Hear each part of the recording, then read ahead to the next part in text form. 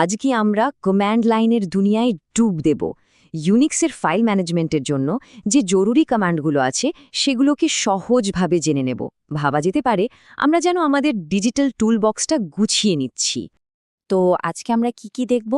প্রথমে আমাদের কাজের জায়গাটা বানাবো, তারপর ফাইল আর ডিরেক্টরি কিভাবে ম্যানেজ করতে হয় সেটা জানব। এরপর একটু গভীরে গিয়ে ফাইলগুলোর ভেতরের খবর নেব, আর সবশেষে থাকছে কিছু পাওয়ার ইউজার টুলস। আচ্ছা, তাহলে শুরু করা যাক প্রথম পার্ট দিয়ে। এখানে আমরা দেখব কিভাবে আমাদের কাজের জন্য একটা ডিজিটাল স্পেস বা ওয়ার্ক স্পেস তৈরি করতে হয়। ডিরেক্টরি জিনিসটা কি? আমরা সাধারণত এটাকে ফোল্ডার বলি, তাই না? কিন্তু ইউনিক্সের দুনিয়ায় এটাকে একটা ডিজিটাল ফাইলিং ক্যাবিনেটের মতো ভাবা যেতে পারে। এখানেই আমরা আমাদের সব ফাইল, এমনকি অন্য ডিরেক্টরিগুলোও গুছিয়ে রাখি।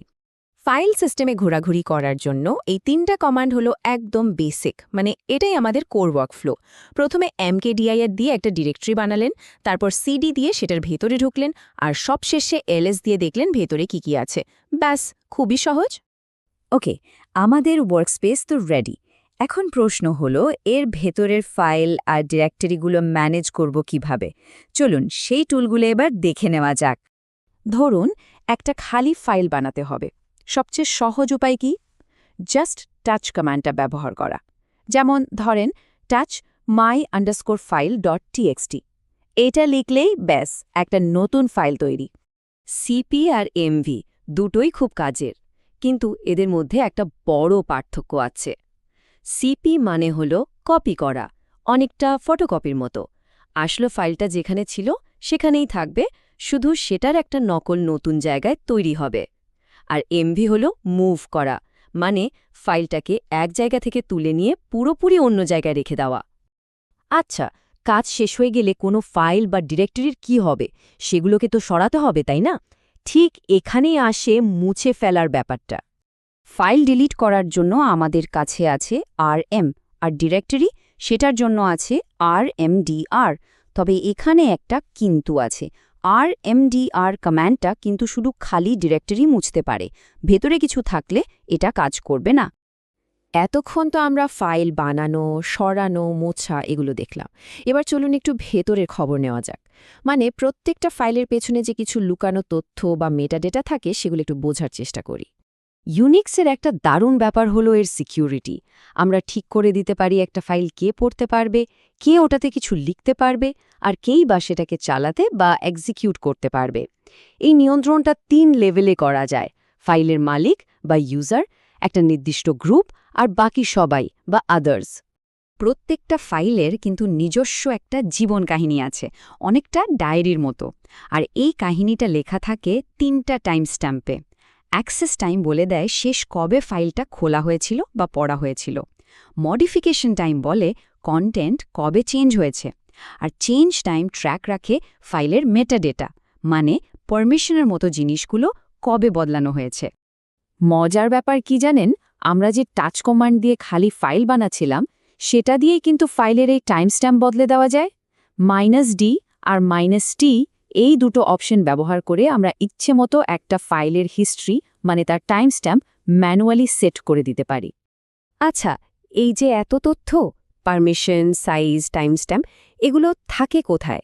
এগুলো থাকে আইনোড বা আইনোড নামের একটা ডেটা স্ট্রাকচারে। এটাকে বলা যেতে পারে একটা ফাইলের আইডি কার্ড বা সিরিয়াল নম্বর। এখানে ফাইলের নাম আর আসল ডেটা বাদে বাকি সব তথ্য স্টোর করা থাকে। প্রত্যেকটা ফাইলের জন্য একটা ইউনিক আইনোড নাম্বার থাকে। বেশ, আমরা বেসিকগুলো কভার করে ফেলেছি। এবার তাহলে কিছু পাওয়ার ইউজার টুলস দেখা যাক, যেগুলো আমাদের কাজকে আরও সহজ আর শক্তিশালী করে তুলবে। চলুন আমাদের শেষ পর্বে যাওয়া যাক। একটু আগেই আমরা আইনোড নিয়ে জানলাম, তাই না? এই কনসেপ্টটা বুঝলে সফট লিঙ্ক আর হার্ড লিঙ্কের পার্থক্যটা একদম পরিষ্কার হয়ে যাবে। সফট লিঙ্ক হল উইন্ডোজের শর্টকাটের মতো। এটা শুধু মূল ফাইলের নামের দিকে ইশারা করে। আসল ফাইল সরিয়ে ফেললে এই লিঙ্কটা কিন্তু ভেঙে যাবে। অন্যদিকে হার্ড লিঙ্ক হল একই আইনোডের আরেকটা নাম, মানে দুটোর নাম কিন্তু ফাইল একটাই। যতক্ষণ অন্তত একটা লিঙ্ক থাকবে, ফাইল ডেটাটাও থাকবে। সিস্টেমে হাজার হাজার ফাইলের মধ্যে থেকে নির্দিষ্ট একটা ফাইল খুঁজে বের করা দরকার, কোনো চিন্তা নেই। এর জন্যই আছে ফাইন্ড কমান্ড। এটা অসাধারণ এক সার্চ টুল। নাম, সাইজ, কবে মডিফাই হয়েছে, এমন অনেক কিছুর উপর ভিত্তি করে আপনি যা খুশি খুঁজে বের করতে পারবেন। কমান্ড লাইনে ডেটা বা ইনফরমেশন কিভাবে ফ্লো করবে সেটাও আমরা কন্ট্রোল করতে পারি।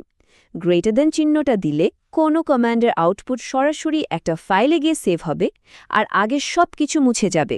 ডাবল গ্রেটার দেন দিলে আউটপুটটা ফাইলের শেষে যোগ হবে। পাইপ চিহ্নটা তো আরও শক্তিশালী। এটা একটা কমান্ডের আউটপুটকে পরের কমান্ডের ইনপুট বানিয়ে দেয়। আর টি কমান্ড, এটা একই সাথে আউটপুট স্ক্রিনেও দেখায়, আবার একটা ফাইলে সেভও করে। দারুণ না? তো আমরা যে টুলগুলো দেখলাম এগুলো আসলে এক একটা বিল্ডিং ব্লকের মতো। এগুলো কিন্তু আলাদা আলাদাভাবে যতটা শক্তিশালী, একসাথে মিলে তার চেয়েও অনেক বেশি কিছু করতে পারে। এখন ভাবার পালা, এই সহজ কমান্ডগুলোকে জোড়া দিয়ে কি কি জটিল আর দারুণ কাজ অটোমেট করে ফেলা যায়।